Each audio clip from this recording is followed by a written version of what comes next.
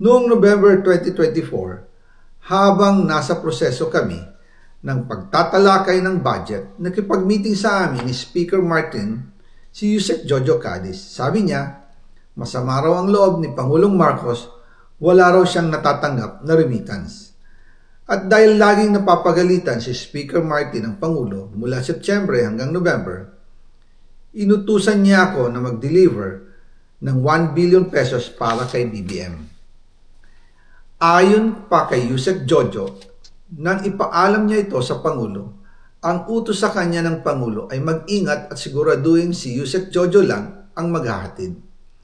Ang instruction po sa akin ni dating Speaker Martin Romualdez ay dalhin sa number 30 Tamarind Street, South Forbes Park at ibigay kay Yusek Jojo Cadiz dahil ito raw ang drop-off point na malapit sa bahay ng Pangulo.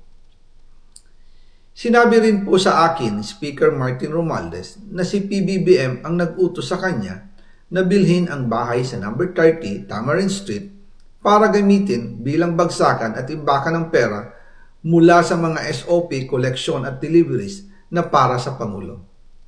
Noong December 2, 2024, personal kong i-deliver ang 200 million kay Yusek Jojo Cadiz sa number 30 Tamarind Street, South Forbes Park.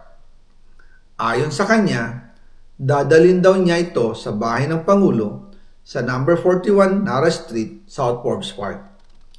Kasunod nito, noong December 5, 2024, muli akong nag-deliver ng 800 million sa parehong address at Yusek Jojo Cadiz pa rin ang tumanggap. Sabi niya, iyon naman ay dadalhin sa bagong bahay ng Pangulo sa South Forbes Park. Sa kabuuan, 1 billion pesos ang personal kong naihatid. Ako mismo ang nagbigay ng pera, kasama ang aking driver at mga tauhan. At lahat ito ay base sa direktang utos ni Speaker Martin Romualdez. At yan po nabuo ang kabuuang halagang 56 billion na ipinadala mula 2022 hanggang 2025. Pero kahit na na-deliver na ang 1 billion pesos para kay Pangulong Marcos at kahit na naisama na rin sa 2025 budget ang 100 billion pesos insertion sa pamamagitan ng BICAM Committee, ayon mismo sa utos ng Pangulo, nagagalit pa rin daw si BBM.